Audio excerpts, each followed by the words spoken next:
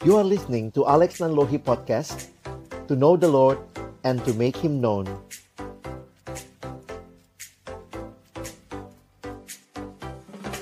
Mari kita berdoa sebelum kita akan membaca merenungkan firman.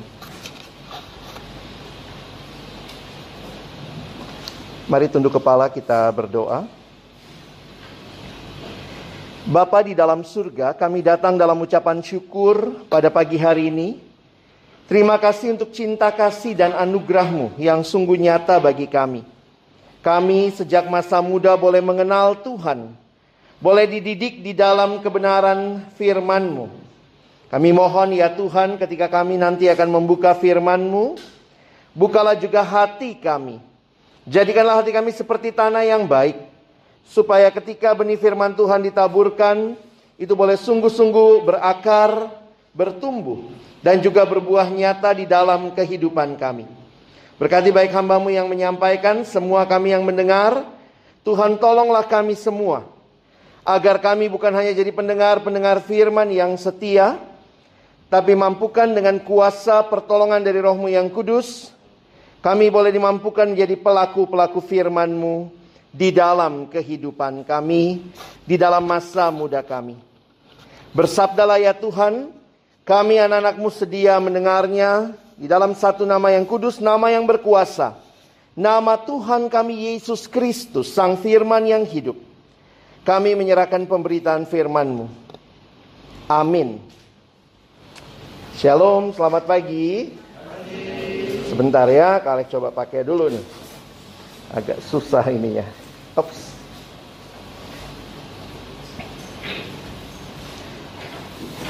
Oke, ada pepatah mengatakan tak kenal maka tak sayang. Sudah kenal sih belum tentu disayang ya. Saya kenalan dulu, saya Alex Nanlohi. Saat ini saya melayani bersama dengan pelayanan siswa dan mahasiswa Kristen di Jakarta. Dan Kak Alex senang sekali hari ini boleh ketemu dengan teman-teman sekalian. Orang-orang muda yang sejak masa muda ya mau belajar mencintai Tuhan ya. Pagi hari ini sesi pertama kita ini akan bicara tentang aku dan dosaku ya. Kak sudah siapkan satu slide buat kita perhatikan. Dan saya ingin kita sama-sama akan melihat satu ayat mendasari perenungan kita. Iya. Teman-teman, 2 Korintus 5 ayat 17. Kita akan baca sama-sama ayat ini. Dan saya minta kita boleh membacanya dengan lantang ya. Yang di rumah juga boleh ikut ya. 1, 2, ya. Jadi siapa yang ada di dalam Kristus, ia adalah ciptaan baru. Yang lama sudah berlalu, sesungguhnya yang baru. Kak Alex kasih waktu 2 menit. Hafal ayat ini. Ayo, semua coba hafal ayat ini. 2 menit ya. Mungkin masih ada yang bingung bagaimana bergeraknya. Kalian lihat ke saya, padahal Kak Alex juga nggak nyontohin gerakan apa-apa. Nanti di kelompok boleh ya. Pikirin gerakannya per kelompok supaya juga kalian bisa ingat ayat ini. Teman-teman, kita masuk pembahasannya ya. Tadi menarik ya, kita bicara yang lama sudah berlalu, yang baru sudah datang. Kalian ingin mengajak kita melihat ya, betapa pentingnya kita orang Kristen melihat Kristus sebagai pusat kehidupan kita. Perhatikan, ketika Yesus datang ke dalam dunia, siapa sih Yesus ini? Yang kehadirannya membelah dunia menjadi 2 sejarah besar. Sebelum Kristus dan sesudah Kristus. BC, before Christ. Lalu AD, Anno Domini, tahun Tuhan kita. Siapakah pribadi Kristus yang kehadirannya membelah dunia menjadi 2 sejarah yang besar? Tapi yang jauh lebih menarik, apa yang dikatakan di ayat ini. Siapa yang ada di dalam Kristus waktu Yesus ada dalam hidup kita, maka teman-teman dan saya, kita punya 2 kehidupan yang terus harus kita ingat. Yang lama sudah berlalu. Sesungguhnya yang baru sudah datang, ya. Nah, apa sih hidup yang lama? Apa sih hidup yang baru?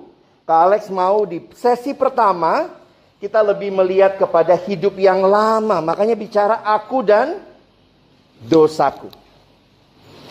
Yang pertama saya mau ajak kita perhatikan, hidup yang lama adalah hidup di dalam dosa. Ini hidup yang lama. Teman-teman, lagu yang tadi Kak Tunggul pilih indah sekali ya. Aduh, saya selalu kepancing jalan ya. Sorry. Oke. Oh, dimundurin lebih baik ya. Oke, bisa. Oke, jadi saya mesti begini terus ya. Nah. Oke. Baik. Nah, teman-teman perhatikan bahwa ketika Allah ciptakan kita, maka manusia adalah ciptaan Allah yang sungguh indah, sungguh mulia. Tadi kita udah nyanyi ya, dalam peta Allah kita diciptakan. Kak Alex pernah pergi ke satu sekolah, anak SMP ya. Apa sih artinya gambar Allah? Manusia ini kita adalah gambar Allah. Di dalam gambar dan peta Allah. Saya paling sederhana sih ingatnya begini. Di depan kelas. Kalian masih pernah masuk sekolah gak ya? Pernah ya? Pernah masuk kelas ya? Di depan kelas ada siapa selain burung Garuda? Berdua di depan. Presiden sama wakil presiden gitu ya. Yang selalu nyengir, kalian gak pernah balas. Karena pakai masker ya.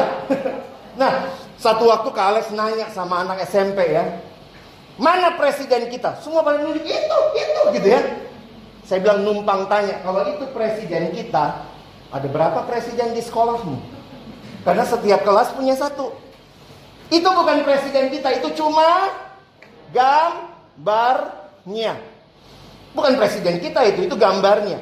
Ada orang juga ditanya, mana bokap lu yang mana? Terus dia keluarin dompet. Ini bokap gua. Tipis amat bokap lu. Itu bukan bokapmu, itu cuma gambarnya. Waktu Allah menciptakan manusia, kita disebut sebagai gambar Allah. Gambar bukan aslinya. Waktu dibilang manusia gambar Allah, apakah manusia Allah? Bukan, kita cuma gambarnya. Apakah itu presiden kita di dinding? Bukan, itu cuma gambarnya. Tapi itu bukan gambar sembarangan. Itu gambarnya presiden. Kamu dan saya, kita bukan sembarang gambar. Kita adalah gambar Allah. Teman-teman begini ya. Berarti hidup kita harusnya menggambarkan siapa? Orang waktu lihat gambar presiden, ini presiden ya. Waktu orang lihat hidupmu, orang harusnya lihat siapa? Allah. Ada nggak temen atau mama papa di rumah? Iya, anak gua Allah banget. Belum ya? Kalau belum berarti belum gambar Allah dong. Kalau papa mama lihat, ih dasar nih anak setan, berarti setan banget loh. Gitu ya. Nah teman-teman ingat, Allah menciptakan kita supaya kita menggambarkan Allah, menyatakan Allah. Karena itu harus diingat bahwa manusia hanya menemukan kepuasannya di dalam Allah. Begitu manusia tidak mau dengan Allah, manusia yang diciptakan oleh Allah untuk menggambarkan Allah lalu berontak kepada Allah, itulah yang kita sebut dosa. Dosa, kalau kalian lihat bahasa aslinya, salah satu istilah dosa dalam bahasa Yunani dipakai kata hamartia. Ini. Apa itu hamartia? Kalau orang memanah, maka ada target yang harus dikena. Paling bagus sih kena tengahnya ya. Ini boro-boro kena tengahnya. Ini meleset semua nih. Nggak ada yang kena bahkan bidang panahnya. Itu namanya meleset dari sasaran. Itulah dosa. Coba kalian ingetin ya. Manusia dicipta untuk menyembah Allah. Manusia dicipta untuk mengasihi Sesama. Manusia dicipta untuk menerima diri. Manusia dicipta untuk menguasai alam. Tapi dosa membuat apa? Meleset semua. Allah bukannya disembah, malah dibuang. Waktu Adam Hawa mendengar langkah kaki Allah, dikatakan apa? Mereka bersembunyi. Teman-teman, betapa mengerikannya dosa. Perhatikan, bahkan Adam ditanya, Adam, kau makan buah pohon itu? Adam jawab apa? Siapa yang Adam salahin? Hawa. Dan Hawa sama siapa? Ular. Hawa nggak, Adam nggak ngomong tentang ular. Siapa? Lihat kalimat Adam ya. Perempuan yang kau tempatkan di sisiku. Siapa yang Adam salahin? Dan perempuan. Tuhan sih ngasih cewek. Gitu kan ya. No woman no cry. Enggak ya. Pertanyaannya adalah manusia mau jadi apa? Harusnya manusia menggambarkan Allah. Tapi dosa, Allah dibuang, sesama harusnya diapain? Dikasihi. Tapi dalam dosa yang terjadi apa? Sesama justru disalahkan. Perhatikan kejadian 4. Seorang koko tega bunuh adiknya sendiri. Ini kan meleset semua ya. Coba bayangkan, kamu udah dibikin oleh Tuhan supaya menggambarkan Allah. Allahnya disembah, sesama dikasihi. Apa yang terjadi? Allah dibuang, sesama dibenci, bahkan dibunuh. Alam dirusak. Inilah dosa. Dosa itu sifatnya relasional teman-teman ya. Ke Allah, ke sesama, ke diri sendiri. Tuhan ciptakan kita untuk kita bersyukur atas diri kita. Tapi apa yang dosa lakukan? Manusia sulit menerima diri ya. Yang hitam mau putih. Makanya di Indonesia Timur pemutih laku. Pakai screen apa ya? Whitening. Muka putih, leher tetap hitam. Di Indonesia bagian barat, orang bule datang ke Indonesia ngapain? Supaya hitam. Lucu ya. Kalau kita ke Bali, bulenya berjemur, Indonesianya payungan. Di Indonesia Timur laku meluruskan rambut karena pada keriting. Itu waktu ditarik pakai traktor kali ya. Di Indonesia bagian barat dikeritingin tuh rambut karena banyak rambutnya lurus. Manusia nggak puas. Itulah manusia di dalam dosa. Manusia tidak bisa melihat dirinya berharga. Selalu melihat apa yang saya punya, bukan apa yang Tuhan kasih. Kalau kita bisa belajar itu, bagi saya itu indah sekali ya. Kalian jadi orang-orang yang mengerti hati Allah. Allah ciptakan engkau berharga pada awalnya, bukan karena kamu punya apa. Oke? Nah, sehingga perhatikan ya, dalam dosa hancur semua nih. Waktu udah hancur, manusia selalu cari. Apa yang dicari? Kita baca ya, 1-2 ya. Di dalam dosa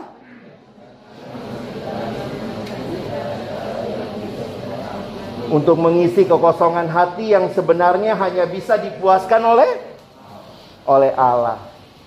Begitu Allah dibuang, yang lain yang mungkin jadi Allah. Makanya ingat, saingannya Allah apa?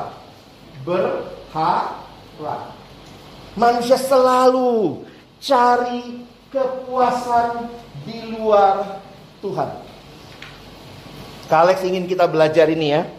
Dosa itu bukan sekadar melanggar firman Allah. Saya kutip satu kalimat dari pendeta John Piper. Lihat bahasa Inggrisnya dia pakai istilah apa? Sin is what you do when your heart is not satisfied with God. Dosa adalah apa yang kau lakukan ketika hatimu gak puas dengan Allah. Aduh, rasanya gak puas nih, maka cari lagi yang memuaskan hati. Harusnya kita dicipta memuliakan Allah ya. Tapi begitu dalam dosa, ini nih yang terjadi. Fokusnya siapa? Aku. How do you spell sin? How do you spell sin? S-I-N. What is sin? Sin is the I in the center. Akulah yang paling utama. Yang paling penting adalah apa yang aku mau. Aku puas, aku senang, aku untung, aku aman. Akulah segala-galanya.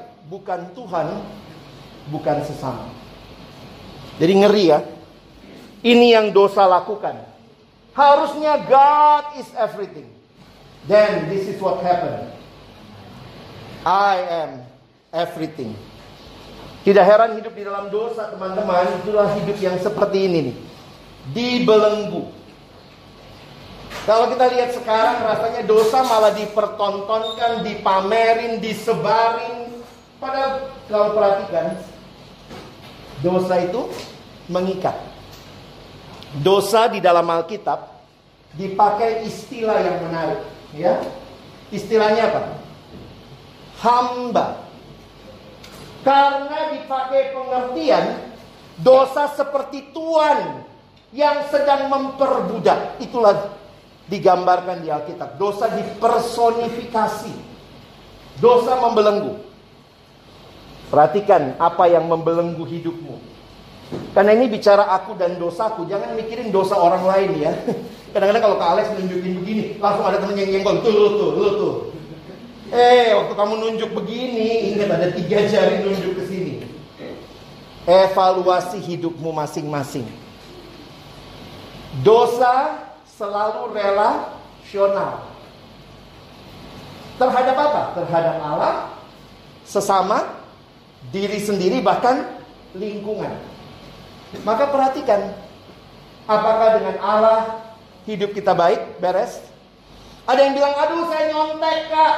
Nyontek kan urusan saya sama ini aja, sama pelajaran saya. Oh tidak. Itu bicara tentang kecurangan. Di dalamnya engkau dan saya berdosa kepada Tuhan. Menarik ya. Kita di gereja ada pengakuan dosa. Kita dosanya sama teman, tapi ngakunya sama Tuhan. Karena semua dosa kita terkait kepada Allah, yang sudah menciptakan kita untuk menggambarkan Dia. Kalian ingat lagu di Kidung Jemaat ya? Tuhan ku bilang hati kawanku terluka oleh tingkah ujarku, dan kehendakku jadi panduku. Ampunilah. Minta ampunnya sama siapa? Sama Tuhan. Tentu juga dengan sesama harus diperbaiki ya. Minta maaf. Tapi semua dosa itu adalah relasional, terkait dengan Tuhan. Nah, mana yang jadi pergumulan? Kamu mungkin bilang, aduh Kak Alex, saya mah gak begini-begini amat ya. Wih, dosa amat gitu. Teroris enggak ya? Ada yang teroris di sini? Ada yang suka diteror? Tapi teroris sama pembuli tipis gak? Saat beda-beda tipis sama itu, saudara kandung itu. Kita lihat lagi ya. Apa yang mungkin menjadi pergumulan kamu, pergumulan saya dalam kaitan dengan dosa? Kan itu Kak Alex sekali lagi mohon, teman-teman yang di rumah juga, ini bukan hanya bicara dosa orang. Bicaralah, apakah itu juga jadi bagian? Ada yang begini, oh dia Kak, papa saya. Udah bukan papa ya, kamu ada gak? Nyoba-nyoba rokok, tadi Kak Tunggul juga ngingetin ya. Kalian suka mikir gini, coba kamu jadi Tuhan. Susah gak sih jadi Tuhan? Kadang-kadang manusia ini ya, mencobai Tuhan. Contoh, doanya gini, Tuhan minta kesehatan, tapi rokoknya jalan terus. Coba kalau kamu jadi Tuhan, gimana nolongnya? Tuhan mau kurus, tapi makan terus. Gimana nolongnya? Ada yang bilang, iya Kak, saya diet sekarang pakai masker. Oh kenapa? Tutup mulut biar gak makan. Ini realitanya manusia di dalam dosa selalu mau yang dia mau. Dosa itu merusak, hati-hati. Siapa yang gak tahu sih ditulis dilarang merokok? Ada yang bilang gini, Kak Alex, mana ada di Alkitab dilarang merokok? Jadi karena itu kamu ngerokok. Ya saya nyoba-nyoba. Ya ngapain dicoba kalau udah tahu? Nggak benar. Hidup itu bukan sekadar mencoba. Hidup adalah memilih. Ayo ulang sama-sama. Hidup bukan sekadar mencoba. Hidup adalah memilih. Kalian ingat satu waktu retret di Bandung. Ada anak siswa nih, SMP 2 ya. Kelas 2 SMP. Kelas 8. Terus dia nanya sama saya. Dia bilang ini tadi. Kak Alex pernah nyoba narkoba nggak? Nggak pernah.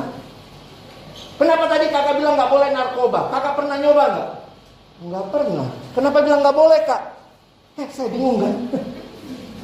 Kakak bilang nggak boleh ngerokok. Iya. Kakak pernah ngerokok nggak?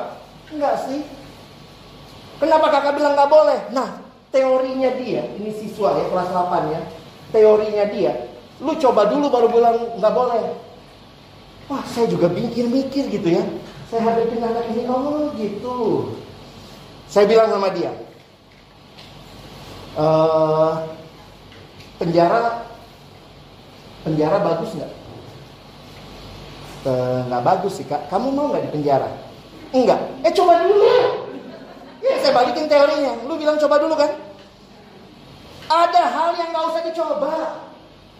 Ya udah tahu itu nggak benar ya jangan dilakukan. Aduh mau coba dulu dah, rasanya gimana? Hidup bukan sekadar mencoba. Hidup adalah memilih. Dia waktu dia bilang, Kak Alex pernah narkoba nggak? Saya bilang pernah sekali. Apa itu? Di Bandung. Narkoba, nasi kornet babi. Yang itu boleh. Itu boleh dicoba berkali-kali ya. Tapi narkoba yang namanya obat terlarang ya jangan. Namanya aja udah obat terlarang gitu ya. Teman-teman, inilah manusia di dalam dosa. Judi. Berapa banyak keluarga hancur karena judi. Mungkin sampai sini kalian bilang lagi, aduh Kak Alex, saya emang gak gitu-gitu amat ya. Mungkin bukan itu dosamu ya. Tapi saya juga harus katakan, inilah realita kehidupan manusia di dalam dosa.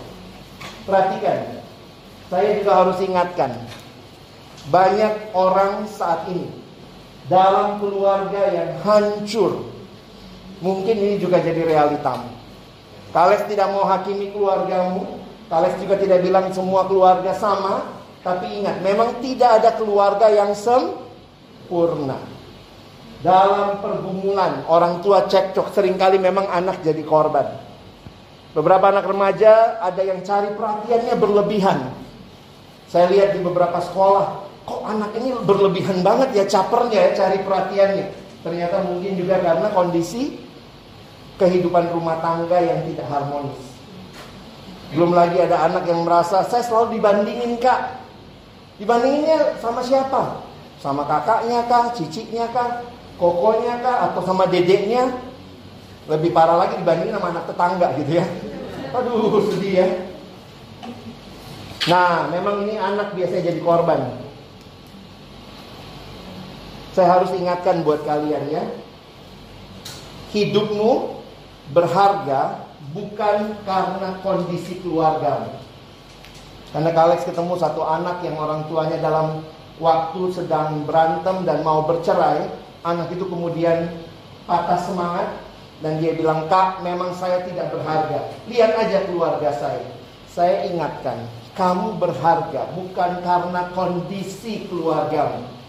Apapun kondisi keluargamu, kamu berharga di hadapan Tuhan. Dan Tuhan mau pakai kamu. Doakan keluargamu. Bawa mereka untuk kenal Tuhan sungguh-sungguh. Ya. Sekali lagi saya nggak tahu kondisimu, tapi apapun kondisimu, jangan pernah menyerah. Kamu berharga. Apalagi? Nah, ini nih bully-bulian ya. Aduh. Saya nggak tahu nih, setelah tidak ketemu tatap muka di sekolah, masih terjadi nggak bully ya? Bully di medsos mungkin, cyberbully. Tapi kalian cuma mau ingatkan, teman-teman hati-hati. Ini hal yang mengerikan. Saya ketemu seorang anak, ini bukan anak lagi ya. Kalian cerita dikit lah. Anak ini atau orang ini umur 33, saya diminta untuk datang ke rumah sakit mendoakan. Dikatakan sama orang yang minta saya mendoakan itu kakaknya sendiri. Dia bilang adik saya menurut dokter usianya tidak lama lagi. Kenapa? Lalu dia cerita, adik saya SMP dibully. Memang dia gendut, lalu dia dibully sama teman-temannya, dan sejak itu dia nggak mau sekolah. Apa yang terjadi kemudian? Dia di rumah aja main game, dipaksa sekolah sakit. Akhirnya orang tua nggak berani memaksa, dia di rumah main game dan makan terus sampai tambah gendut. Di usia 33, dia dengan diabetes yang dia idap, sudah gagal ginjal dan tidak bisa lagi ditolong. Setelah Kak Alex datang doain dia, 2 hari kemudian dia meninggal dunia. Secara sederhana kayak Tuhan ajarin saya, kau pikir bully itu cuma kata-kata? Kamu bisa bunuh orang dengan bully. Hati-hati dengan perkataanmu. Belajar berkata-kata sesuai firman Tuhan. Kita perlu belajar. Alkitab ingat, hati-hati dengan perkataan.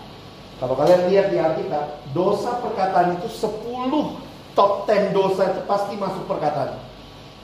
Jadi jangan cuma bilang, cuma bercanda. Hei, kalau bercanda dua-duanya ketawa. Kalau satu nangis itu bukan bercanda.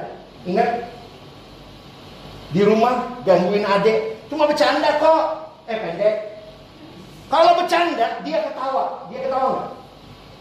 Kalau dia nggak ketawa, itu bukan bercanda. Jangan main-main. Pakailah kalimat yang memberkati. Ya, saya selalu ingatkan ini kalau khotbah, karena pengalaman itu. Bully equal death. Hati-hati. Tapi dia nggak mati kok Kak. Kan cuma bercanda. Kalau bercanda dua-duanya ketawa. Kalau satu nggak ketawa, mungkin kamu sudah nyakitin orang. Ingat ya.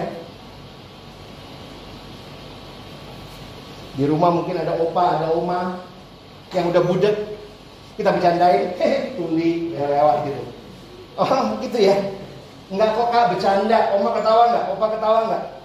Marah malah gitu ya. Nah pas dibilangnya dia dengar ya. Kadang dibisik nggak dengar, pas dibilang gitu ya. Hati-hati ya. Pakai mulutmu untuk memberkati orang lain. Nah, jangan bohong. Kadang-kadang kalau saya pikir-pikir apa ya yang jadi dosa-dosa yang kita masih simpen ya, ini salah satu mungkin kebohongan. Siapa tuh yang mencain adik, kakak, selalu yang lain yang salah ya. Itu memang dari dulu manusia begitu, nggak pernah bilang dia yang salah. Siapa yang salah? Orang lain. Siapa yang salah? Orang lain. Kalau ini jadi hidupmu, ngeri ya. Kalau onsite sih ini jadi masalah ya. Tapi kalau online saya pikir ada juga cara menyontek kan. Cara ngerjain tugas yang copy paste. Nah ini kita teman-teman belajar ya. Hati-hati. Ini semua bukan hanya sesuatu yang biasa. Anak mana sih yang gak nyontek? Ada anak Tuhan. Jangan karena temanmu nyontek, dia sama-sama nyontek juga kok. Enggak. Belajar untuk lihat. Engkau dan saya anak Tuhan. Saya anak SMP ini, saya anak SMP itu. Memang itu nama SMP-mu. Tapi engkau adalah anak Tuhan. Ikuti apa yang Tuhan mau, bukan apa yang teman-temanmu mau. Tapi bagi saya begini teman-teman ya, ada hal yang buruk memang gak benar. Yang tadi semuanya yang buruk-buruk gak benar ya. Tapi bisa juga, nah ini sekarang kita Alex mau ajarin ya. Banyak kali kita terjebak dengan dosa yang berkaitan dengan hal baik. Ini halnya baik nih, tapi gak dipakai dengan benar. Saya ulangi ya. Hal baik tapi nggak dipakai dengan benar, itu juga menjerat dalam dosa. Contohnya apa sih? Nah ini, contohnya HP lah.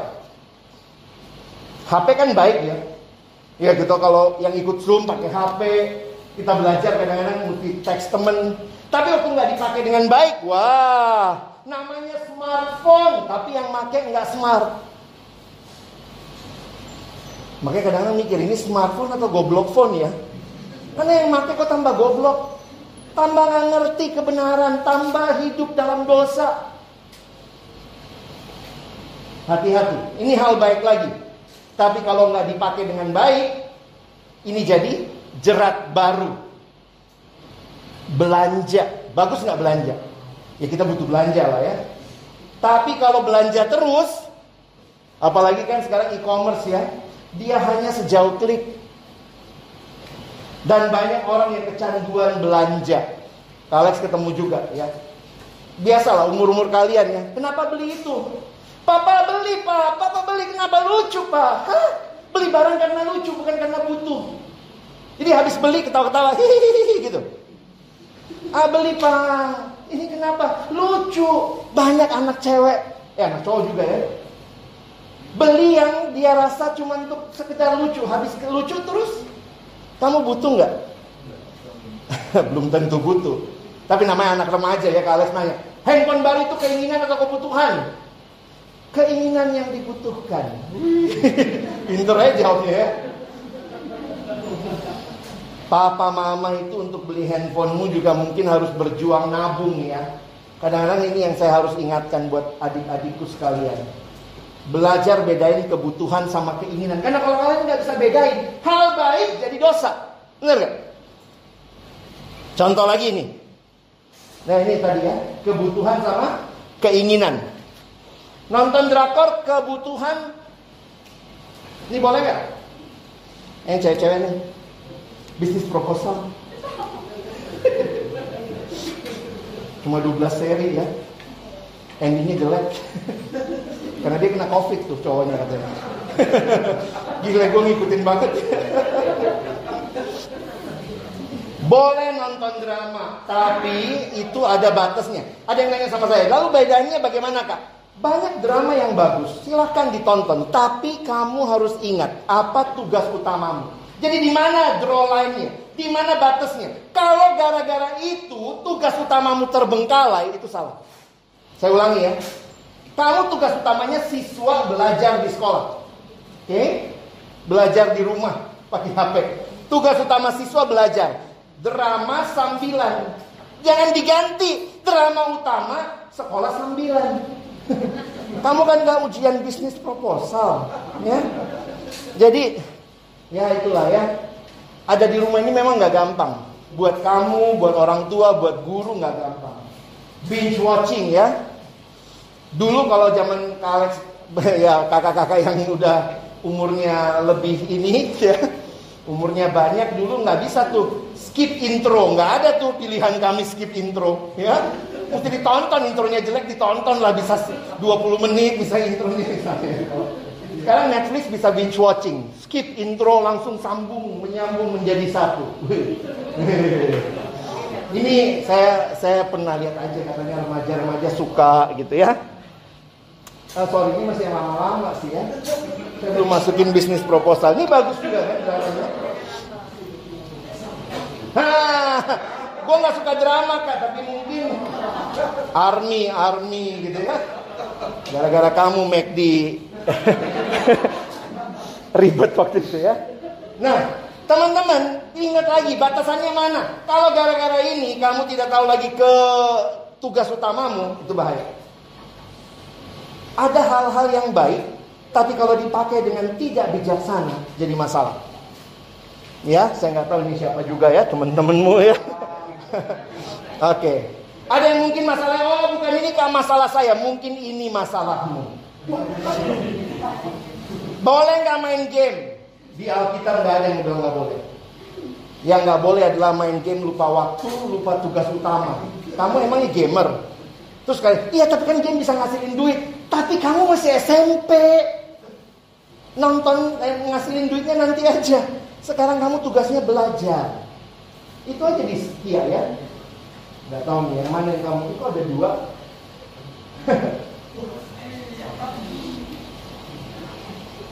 Siapa lah ini ya? Kalian tahu ya. Anim. Kak Alex gak tahu lah yang mana kamu ya. Tapi ingat baik-baik. Semua ini ada batas umurnya biasanya. Sayangnya memang beginilah. Anak remaja sekarang itu yang paling sulit. Kalau kamu lihat ada bayi punya IG, pasti mama papanya yang bikinin ya. Karena IG itu batas umurnya 12. Kalian udah punya IG dari kapan?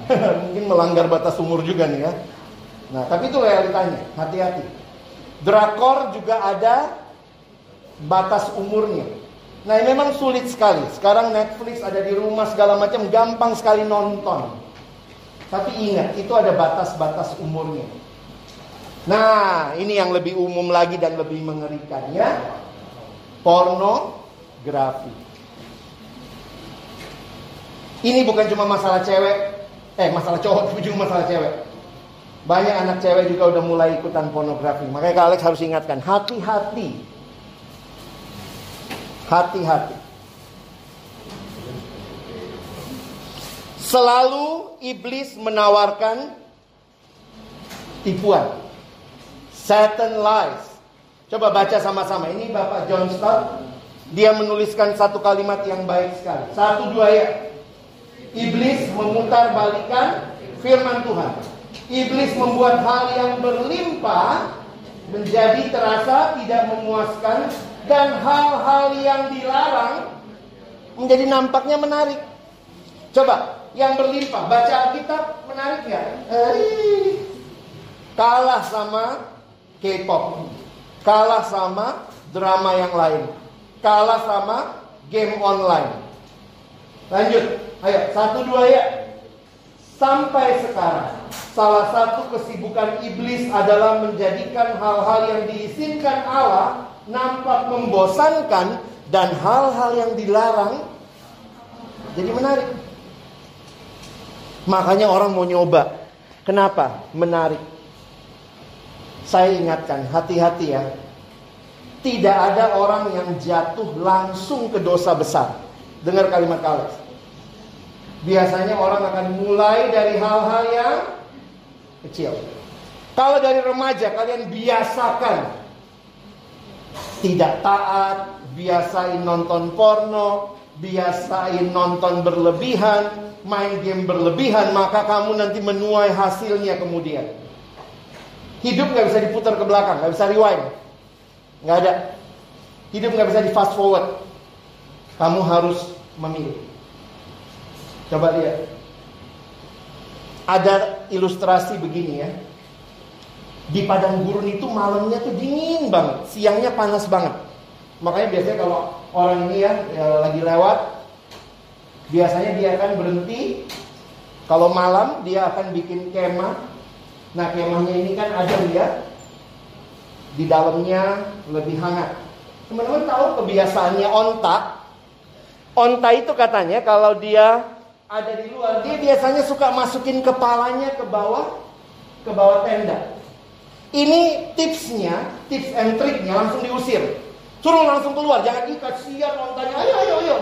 Makin lama kalau kamu biarin, nanti lama-lama palanya masuk, lehernya masuk, punuknya masuk, kaki depannya masuk, kaki belakangnya masuk. Lama-lama kamu di luar tenda, ontanya di dalam.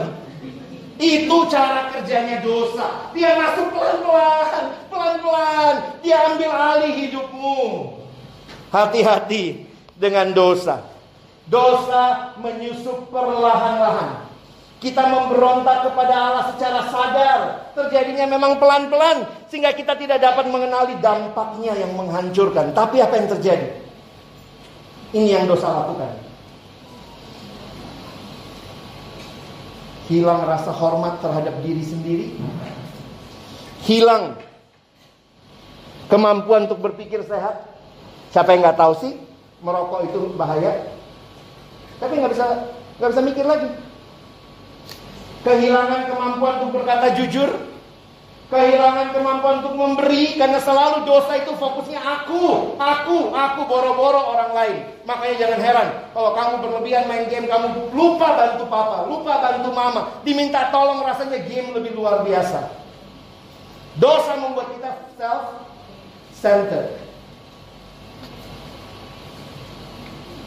Kehilangan kemampuan untuk mengasihi, kehilangan kemampuan untuk hidup kudus. Tidak heran Alkitab berkata apa? Upah dosa adalah maut. Ini bukan Bukan abal-abal, teman-teman. Ini realitanya. Upah dosa ialah maut. Apakah ini akhir hidup kita? Saya hidup sekarang, diciptakan Allah dengan indah, lalu berontak, berakhir pada maut. Sedih banget kalau hidup kita begitu aja. Tapi ada jalan keluar yang Tuhan kasih buat kita, ya. Kalek pinjam ini sebentar. Maaf saya pinjam dulu, ya. Izinkan saya menyimpulkan khotbah ini dengan memberikan gambaran tentang apa yang kita perlu ingat.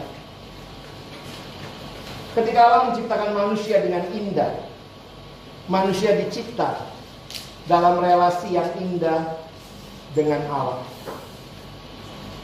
Manusia dengan Allah.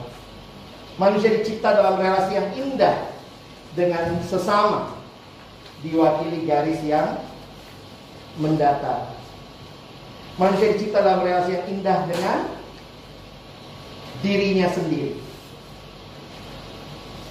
dengan Allah, dengan sesama, dengan diri sendiri, dan juga dengan alam sekitar. Tapi rancangan yang indah itu dirusak oleh dosa. Apa yang dosa lakukan? Dosa digambarkan seperti menyobek-nyobek hidup kita. Hancur. Yang harusnya indah sekarang menjadi hal yang tidak berharga. Kalau kalian punya kertas model begini, maunya diapain? Buang, ya. Boleh nggak Kak Alex simpulkan? Boleh nggak Tuhan buang kita? Nggak ada lagi gunanya kamu kan? Nggak ada indah-indahnya. Buang aja. Kalau kamu hanya bisa bilang kertas ini nggak ada gunanya, buang aja Kak, buang. Boleh nggak Tuhan buang kita? Boleh-boleh saja. Nggak ada gunanya. Tapi bukan itu rencana Tuhan. Rencananya indah. Karena Dia memberikan jalan keluar untuk pergumulan dosamu dan dosaku.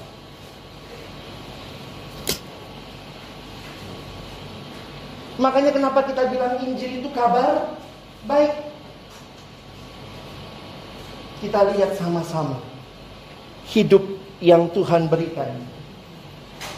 Alex mau kita lihat video klip ini, dan kiranya ini boleh menyimpulkan sekali lagi apa yang kalian dengar hari ini.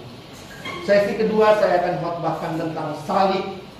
Tapi saat ini saya mau kasih tahu sama kamu, bereskan dosamu. Bawalah ke salib Kristus. Salib akan dibawa ke depan, dan kalian serahkan dosamu kepada Tuhan. Mari lihat video klip terakhir ini.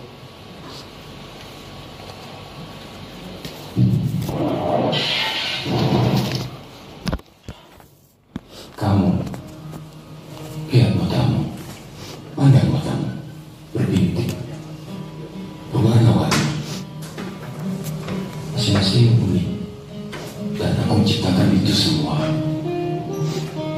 Aku menciptakan segala sesuatu, alam semesta, dan kamu. Aku telah memberimu kepribadian.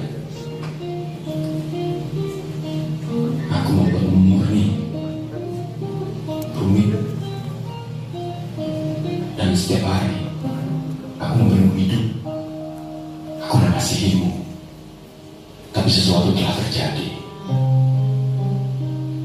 Kamu telah selingkuh. Kamu tidak percaya padaku. Kamu telah berdosa.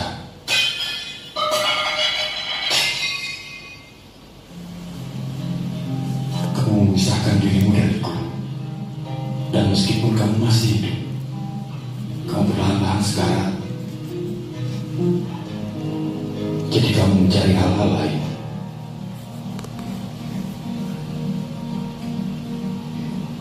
Untuk mengisi kekosongan. Tetapi tidak ada yang berhasil.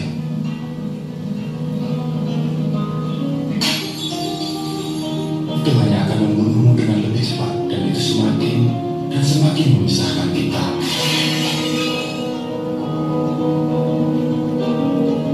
Apa yang sedang kamu cari?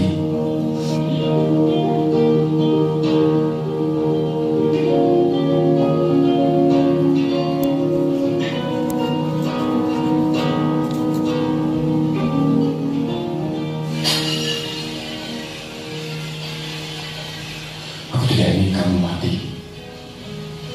Aku menciptakanmu bukan untuk dibinasakan, tapi untuk mengenalku. Jadi aku menjadi salah satu dari kalian, sebuah ciptaan yang rapuh. Aku digoda, tetapi tidak pernah berdosa. Aku datang untuk menyelamatkan kamu.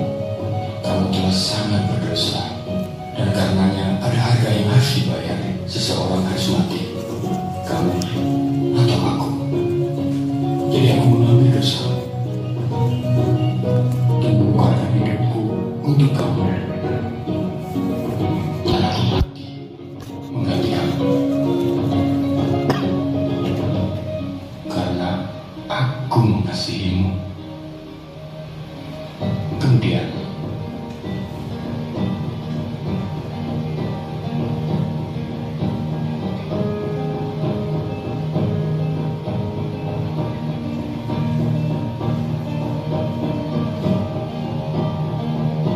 aku bangkit dari kematian. Akulah jalan, kebenaran, dan hidup. Akulah Yesus. Aku hadir bukan untuk menghukummu. Aku datang untuk membawamu kembali ke kehidupan. Bergantunglah kepadaku. Aku akan mengampunimu dan memberimu hidup kekal. Aku mengasihimu, dan aku melakukan semua ini untuk memiliki hubungan pribadi denganmu. Maukah kamu mengikut aku? Saat ini Kak Alex minta kita ambil waktu tenang secara pribadi. Sebelum kita boleh datang ke salib Kristus yang menjadi jawaban untuk pergumulan kita. Mari dengan waktu tenang ini sambil kartu nanti akan dibagikan. Teman-teman, mari berdoa secara pribadi. Kalau ada hal-hal yang kamu tahu selama ini kamu nikmati, kamu lakukan, tetapi itu justru kamu juga sadar mendukakan hati Tuhan, maka hari ini akuilah di hadapan Tuhan apa yang menjadi pergumulan dan dosamu. Mungkin yang tadi Kak Alex sampaikan, atau mungkin di luar itu. Kamu punya kepahitan, kamu punya kepedihan. Mari datang kepada Tuhan. Mungkin relasimu dengan Tuhan yang jadi masalah. Mungkin relasimu dengan sesama. Mungkin relasimu dengan dirimu sendiri, dengan alam di sekitar.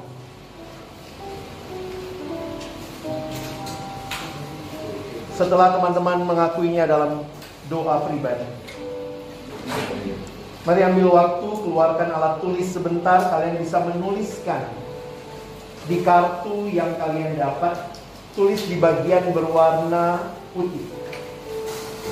Silakan tuliskan apa saja yang kau tahu mendukakan Tuhan, dan kau katakan, Tuhan, saya tidak mau lakukan itu lagi. Tidak usah tulis nama. Ini kartu pribadi. Silakan ambil waktu ini, Alex kasih waktu 5 menit ke depan. Teman-teman tuliskan. Adakah dosa-dosa yang selama ini kau sadari, yang kau katakan, Tuhan, saya mau tinggalkan. Tuliskanlah. Dan nanti kita akan sama-sama menempelkannya di kayu salib di depan, sebagai simbol Tuhan, hanya Engkaulah yang bisa menyelesaikan dosa-dosaku. Aku bawa semua pergumulanku kepadamu. Tidak usah lihat kiri kanan, ini keputusan pribadi. Tuliskan apa yang kau yakini. Kau rasa, Tuhan, ini yang aku harus tinggalkan. Kalau masih sulit, maka doakan agar kiranya Tuhan beri kekuatan untuk engkau mengatakan tidak kepada dosa dan ya kepada Tuhan.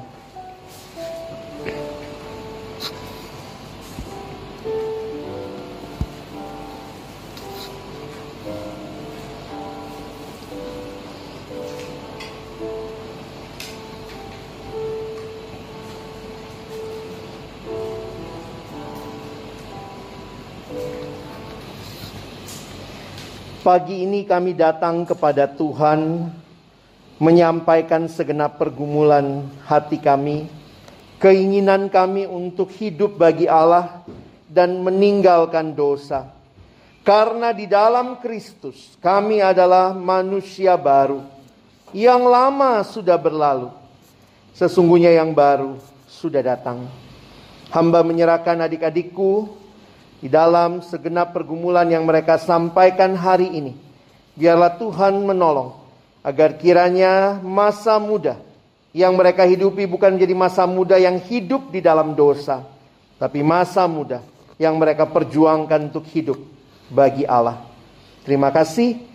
Berkati waktu selanjutnya dalam sharing di kelompok, kami pun boleh saling mendukung, saling membangun satu sama lain. Dalam nama Yesus kami berdoa. Amin.